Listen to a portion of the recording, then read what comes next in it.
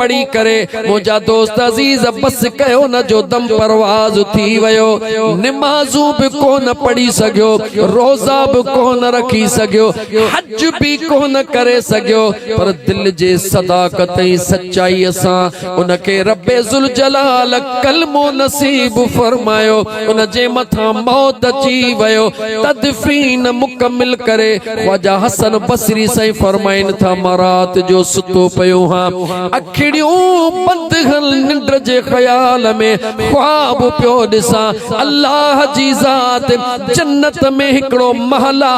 उन महल ते कुर्सी आ उन कुर्सी ते बुत बाह जो पुजारी वेठो आ चयो मास्टर दे खबर मेहरबानी थी चवे तो मुझे करीम रब कुर्ब करे छलिया ओ हसन अल्लाह जी जात तुझे मथा में मेहरबानी करे मुझे अल्लाह मुझा मिड़ई पाप माफ करे छलिया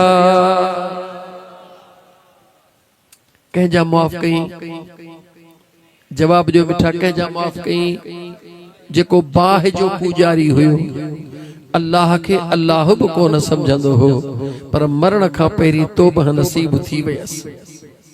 मरण का पहिरी तौबह नसीब थियसे ऐ उहा तौबह कहजे हथ सा थी जो अल्लाह जे महबूब जे कहे दीवाने जे हथ थे उनके तौबह नसीब थी वे सादन लफ्जन में ता के साथ बिल्कुल ता के खबरात मुजी गाल एतरी सादड़ी हुंदी आ त जे मुजो बहराड़ी जो मानू यकीन कयो कल ट्योडे मा एना हेठ टंडे मोहम्मद खान का हेठ डाढो इंतहाई लाड़ जो बहराड़ी जो इलाको को तवारा मानू मुके चन सही हे तहां जी कजाकन जी तकरीर हे तहां जी कांडेरे कीरे जी तकरीर हे तहां जी फलाणे जगह जी तकरीर सही असा हे तहां जो तकरीरूं बुधी लाड़े जी मानू डाढा प्यारा मानू आइन असा तवां जो तकरीरूं बुधियो असा पे तवाला दुआऊं घुरो अल्लाह इन फकीर सा मुलाकात करे हाने अचो असा ना भी अचे चाय पी वणो असा के भी प्रोग्राम दे वणो यकीन कयो मुजा दोस्तो ही जे कन प्यार जी बोली हिते था गालायो या जिते भी पहुंचे थी तो उते भी प्यार जा गुल ही छट जनता याद रखो मुझा दोस्तों अजीजो मुझे मदीने जे मीर सल्लल्लाहु अलैहि व आलिहि वसल्लम फरमायो मन दल अला खैरिन फलहु मिस्लु अजर फाइलिही मदीने जे साईं फरमायो ओ नेकी करण वारा तोखे त नेकी करण जो सवाब पियो मिले पर इन नेकी करण वारे खे इन नेकी जे तरफ जे को रुगी रागिब थो करे माइल थो करे मुझो अल्लाह उनखे बि ओतिरो ई अजर थो दे जेतिरो की करण वारे के अजर थो जद इहा महबूबन जी हदीस पढ़ियम ते यकीन कयो एकड़ो दिल में इश्तियाक पैदा थियो सोचुम त मस्जिद जे मुअज्जिन जी अल्लाह केडी वडी इज्जत कईया जागो था मुअज्जिन के चेबो अजान दियण वारे के मुअज्जिन के चेबो मुझे महबूब मुस्तफा जो फरमान सच्चा चो अल्लाह जे महबूब जो फरमान मदीने जे मीर फरमा मन दल्ला अला खैरिन फलहु मिस्लु अजर फाइलिही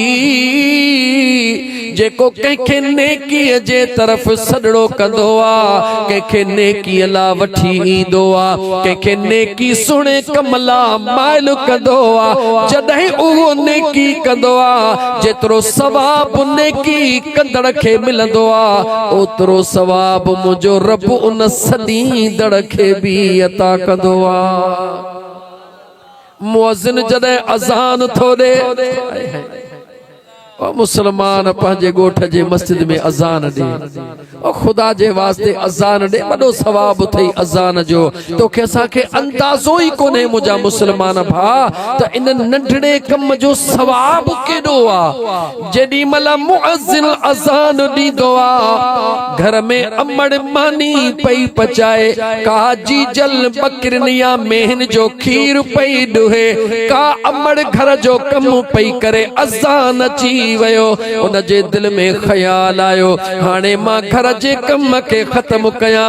नमाज जो टाइम थी वयो अल्लाह जो फर्ज अदा कया उन अमड़न बेनरन घर में नमाज पढ़ी जेतरो सवाब उनन के मिलियो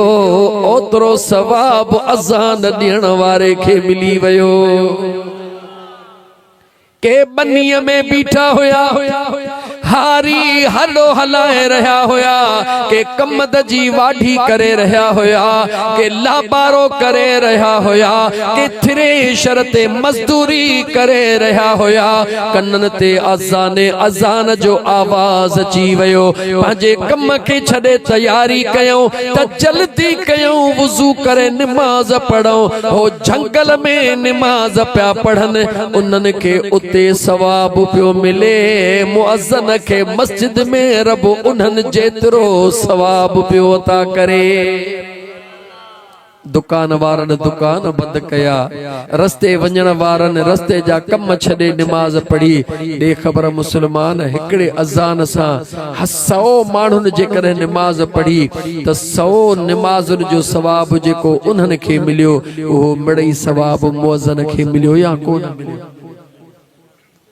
मुसलमान असा इन शे के मामूली समझी छड़ियो आ मस्जिद जो अजान वनी मुल्लो दे मुल्ले जो कम असा जो ठीक हुआ ऐ मुसलमान इए न चो अल्लाह जे घर वनी करे अल्लाह जे घर दे मां सडड़ो दई मानुन के अल्लाह जे तरफ दे सडड़ो करण इहा अंबिया जी सुन्नत आ इहो कम रब अंबिया ते रखियो आ लेकिन कुर्बान वना मुझे करीम रब जे कुर्ब जे मथा जो अल्लाह महबूब मुस्तफा जे गुलामन के भी इजाजत दई छड़ी ऐ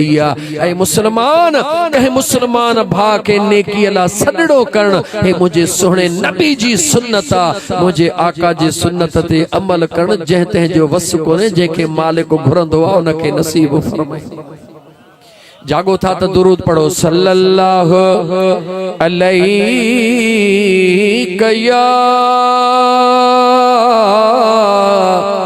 या रसूल अल्लाह वसल्लम अलैका या हबीब अल्लाह। बू अली कलंदर बुधो थव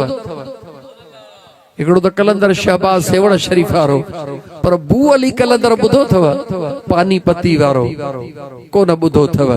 अज बुधो तो थोड़ी नंढड़ी गाल सुणे बू अली कलंदर जी जेका मशहूर गाल हा पहिरी उहा बुधो। बू अली कलंदर जे दरबार में हर जुम्मे जे रात इशा नमाज खां बाद जिक्र जी महफिल सजाई वेंदी हुई। बू अली कलंदर जे दरबार में हर जुम्मे जे रात बाद नमाज इशा जिक्र जी दुरूद जी महफिल सजाई वेंदी हुई। जेडी मल महफिल खत्म थींदी हुई बू अली कलंदर फरमाइंदा होया अखियूं बंद कयो मुराकबो कयो कंधड़ो हेठ कयो। सजी जमात अखियूं बंद करे कंधड़ो हेठ कंदी हुई। मुझो महबूब मुस्तफा सभिनी खे दीदार कराइंदो हुयो। एतरी गाल मशहूर थी वई अल्लाह किथां किथां का दुनिया ईंदी हुई। बू अली कलंदर जे दरबार में जुम्मे जी रात उन जिक्र जे महफिल में वेहंदी हुई। मुझे करीम मुस्तफा जा दीदार कंदी हुई। एडो ताकतवर अल्लाह जो बानो बू अली कलंदर। वक्त जोरिय तो गुजरे मुके मौजूअ ते मोटणो आ ये 2-3 मिनट वधीक थी वजन आ हैदराबाद खान सो 3.5 कलाक पंध करे आयो हा। तवा एतरो तो टाइम न थकजी पवंदो लगे तो पोयन के सी ठयो ठीक आ राजी ना आयो तो बस ना कयो बस न कयो। बू अली कलंदर पाण वञन पिया अल्लाह अकबर अल्लाह वारन जूं ॻाल्हियूं ॿुधो यार हो पिरीअ वटी या कज पिरियन जी पचार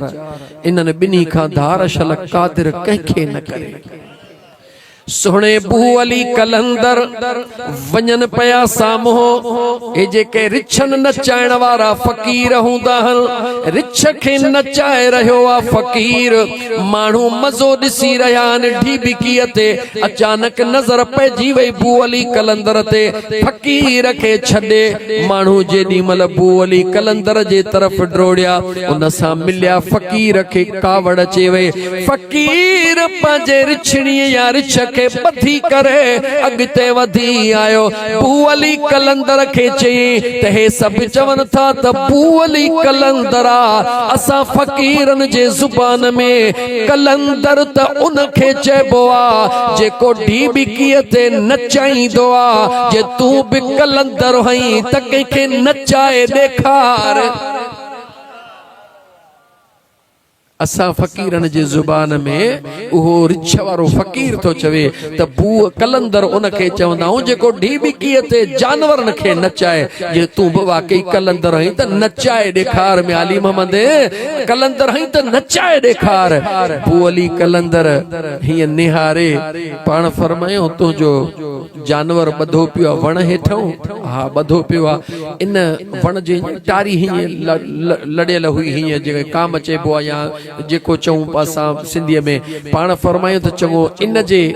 परियूं वञी ऐं फलाणी शइ त खणी आ ओ फकीर रिछ के छॾे करे जेॾी महिल उन वण जे अञा हुन पासे लंघियो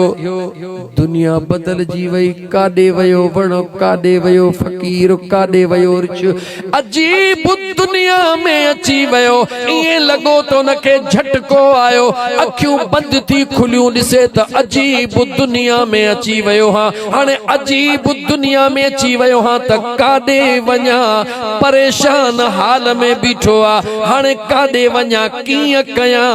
इएं कंदे मुंहिंजा दोस्त कुछ घड़ियूं या कुछ ॾींहं उते गुज़री वया जिस्म जे मथां मिट्टी चढ़ी सफ़र कंदो वयो अॻियां पाणीअ जो को हौज़ या तलाउ ॾिसी चई घणा ॾींहं थी वया आहिनि वेहतो न आहियां पाणी न आहे मिट्टी लाहियां अञा पाणी जिस्म ते न आहे खणी जो ॿाहिरि निकिरे पंहिंजे पाण ॾे निहारे आयुस त मर्द हींअर मुर्गी माई थी वयो हां मर्द मां माई कपड़ा बिना ॾिठई त हौज़ ते कपड़ा रखे मोहे बिना हाणे ॿाहिरि बि न पियो निकिरे परेशान हाल में मुंहिंजे करीम रब जे कुदरत ॾे निहारियो अल्लाह जो क़ुरान पढ़ी ॿुधाइण जो पाबंद आहे सजण साईं जो फ़कीर अल्लाह जे क़ुरान करीम में केतिरा ई अहिड़ा किस्सा लिखियल आहिनि केतिरियूं अहिड़ियूं ॻाल्हियूं लिखियलूं आहिनि दलील क़ुरान जो ॾेई सघां थो मुंहिंजे अल्लाह जे ज़ात दुनिया में रहण वारन जेला हिकड़न जेला सवे साल गुजरी वया हिकड़न जेला इए लगो जण 2 कलाक गुजरी वया कुरान बुधाए थो दलील पक्को आ घबरा जो न त हे फकीर को ये ठका मन वर गालियूं फकीर आशिक कंदो ई ताहिरी नाहे गाल एड़ी कंदो आ जका मुस्तनद होजे दलील को घरंदो रब जो कुरान पढ़न जेला तैयार होंदो अजीजा ने मल बस गाल चढ़ी आया करे थो वठा उन मोजा दोस्त अजीज हया जे करे हनठो मा मर्द मा औरत थी वयस होदा बकरार को बकरियूं चारी दो शाम झंजे टाइम थे अची उन हौज़ ते वेहारी दो होयो बकरियूं वेहारी बकरार जो ॾिठो तो माशाअल्लाह हेड़ी सुहणी औरत अंदर चीज खुदा जी बानी बाहर निकर अंदर छो जी कपड़ा कोरण चादर लाहे जी वठी है चादर वो बाहर जो निकतियान से जवान औरत बकरार के जंग में हथ अचे वई खुशी थी चे मुखे अम्मा दुआ कई त अल्लाह तो के जंग मा गाढ़ी कुआर नसीब कंदो रब मुखे कुआर नसीब करे छड़ी हल मौलवी साहब वट हुन ॾिठो त हाणे खुदा जो रंगा रंगीअ जो रंगा छा मो छा थी वयो हां हल बाबा मौलवी साहब वट हल तुंहिंजो निकाह था पढ़ियो निकाहड़ो थी वयो जिंदगी हलण लगी बचड़ा के बटरे जमी पया वरी हसबे मामूल इए कपड़ा धोण जे लिहाज का उन्हें वरी मुंहिंजा दोस्त तलाव ते उहा फकीर हाणे थी वई फकीर हाणी बकरार जी ज़ाल अचे पहुती दिल में सोचे त हाणे कपड़ा धोपी विया जान के धोआ वरी जेॾी महिल जान के धोई बस करे ॾिसे त काॾे वियो मुंहिंजो मुड़सु काॾे विया ही कपिड़ा साॻियो मर्द जो मर्द हीअं जो निहार तो वण बि साम्हूं ॿाहिरि निकिरे त कपिड़ा पिया आहिनि कपिड़ा पटे हीअं जो निकिरे ॾिसे त मुआरो भोल रिछ बि ॿधो पियो आहे कलंदर बू अली कलंदर अञा कचहरी थो पियो करे पाण फरमायूं ॾे ख़बर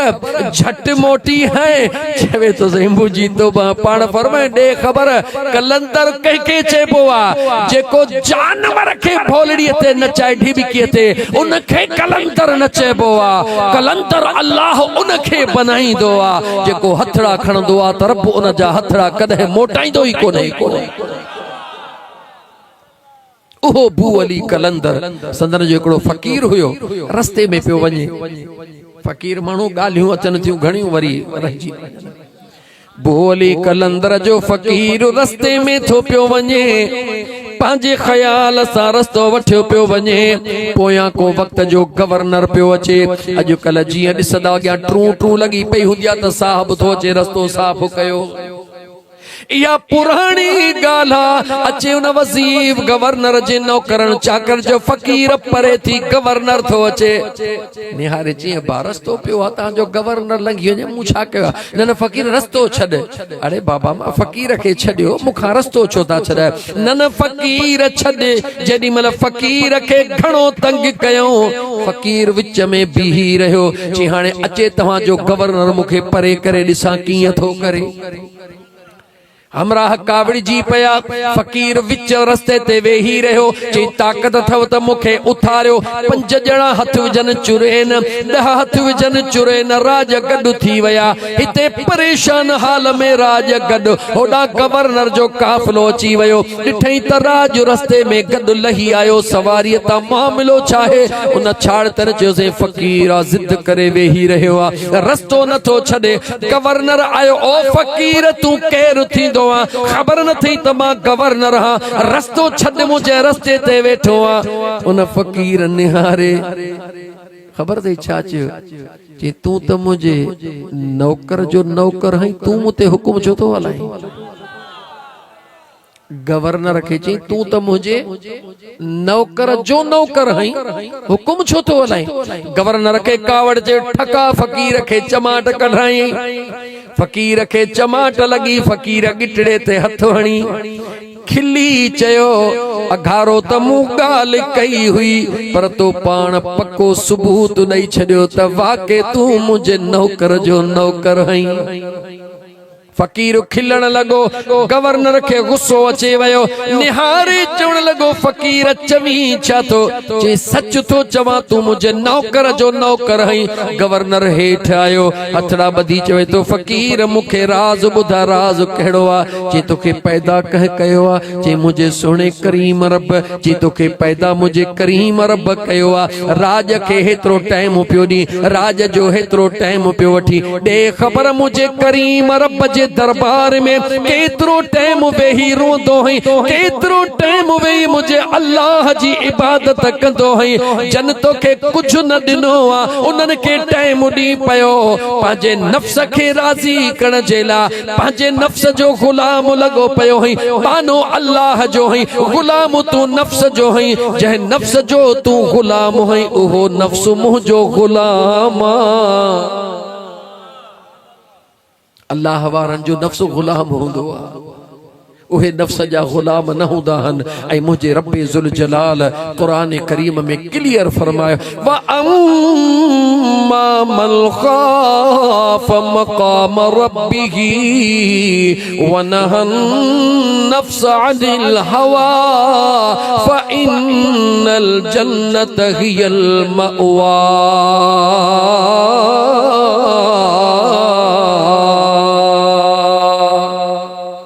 मुझे सुने करीम रब पंहिंजे पाक कुरान करीम जे अंदर इरशाद फरमायो त जेके मां अल्लाह जे ज़ात खां डिॼी ज़िंदगी गुज़ारींदा आहिनि पंहिंजे नफ़्स जे चवण ते कोन लॻंदा आहिनि मां अल्लाह जे ज़ात उन्हनि लाइ जन्नत में आला मक़ाम तयार करे छॾिया आहिनि जेके नफ्स जे चवण ते न हलंदा हन, खुदा जे खौफ में जिंदगी गुजारींदा हन। पर फअम्मा मन तग़ा व आसरल हयात दुनिया फइन्नल जहीम हियल मअवा।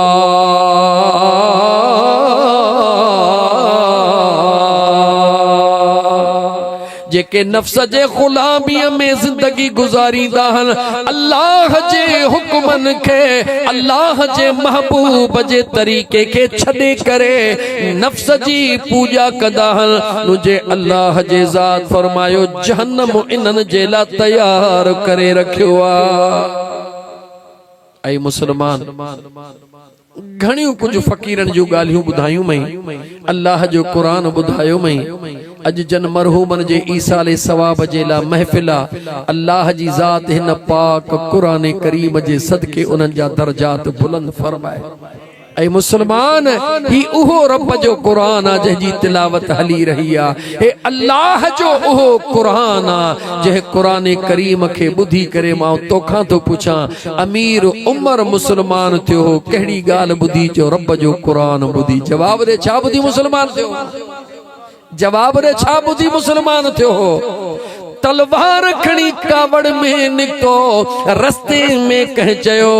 अगते वञण जे बजा पंहिंजे घरड़े खे संभाल। जेॾी महिल मोटी आयो, अंदर भेण ऐं भेणियो ॿई मुसलमान थी चुका हा। भेण रब जे क़ुरान जी तिलावत करे रही हुई, हकल ॾेई करे अंदर ईंदो आ, भेण जे मथां वार कंदो आ, भेण खे कुटे कुटे ज़मीन ते किराईंदो आ, उन जे जिस्म मां खून वहंदो आ। जेॾी महिल उमर बिन ख़त्ताब थकजी पवंदो आ, भेण कदमनि जे हेठों रत में लथ पथ लगी पई आ, निहारे मुर्गी जवाब थी दे त उमर याद रख, जंहिं ख़त्ताब जो खून तुझे जिस्म में आ, उन ख़त्ताब जो खून मुझे भी जिस्म में आ। याद रखी छॾ, तुझे जिस्म में रुगी ख़त्ताब जो खून आ, मुझे जिस्म में खून त ख़त्ताब जो आ, पर मुझे दिल में मोहब्बत महबूब मुस्तफ़ा जी अची वई आ। इन पूरे मुझे जिस्म के अंग अंग खां अलग त करे सघी थो, पर सुणे महबूब मुस्तफ़ा जी मोहब्बत मुझे दिल मां तिर जेतिरी भी दूर नथो करे सघी। ऐ मुसलमान, अखियूं खोल। उमर बिन ख़त्ताब जो अखियूं खुली वयूं त इन कुरान में एडी ताकत आ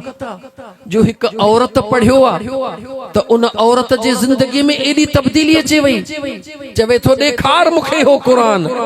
चवे थी कुरान पाक आ, तू पलीत नहीं, तोखे ईअं कान ॾेखारींदसि, तू पलीत हई, पहिरी विहजी सिंहजी पाक थी अच त पोइ मां तोखे रब जो कुरान ॾेखारियां त रब जो कुरान कहिड़ो आहे।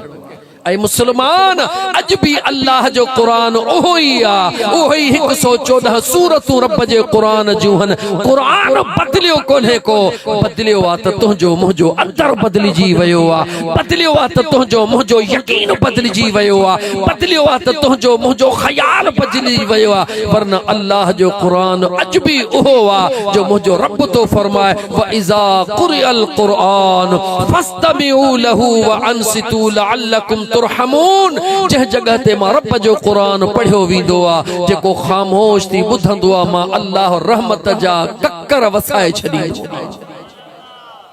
अल्लाह जो कुरान अज भी होई ताकत वारो आ, रब जे कुरान में अज भी उहाई ताकत आ। ऐ मुसलमान, पर तुंहिंजो मुंहिंजो ईमान कमज़ोर थी वियो आ, तुंहिंजो मुंहिंजो अक़ीदो कमज़ोर थी वियो आ, तुंहिंजो मुंहिंजो यकीन कमज़ोर थी वियो आ। ज़ुनैरा नालो आ, औरत जो छा नालो आ? ज़ुनैरा। मुझे महबूब मदीने जे मीर सल्लल्लाहु अलैहि व आलिहि वसल्लम जे मुझा दोस्त अजीज महबूब जे गलीअ मां लंघंदी आ, मुझे महबूब मदीने वारे मीर जो दीदार थी वेंदो आ।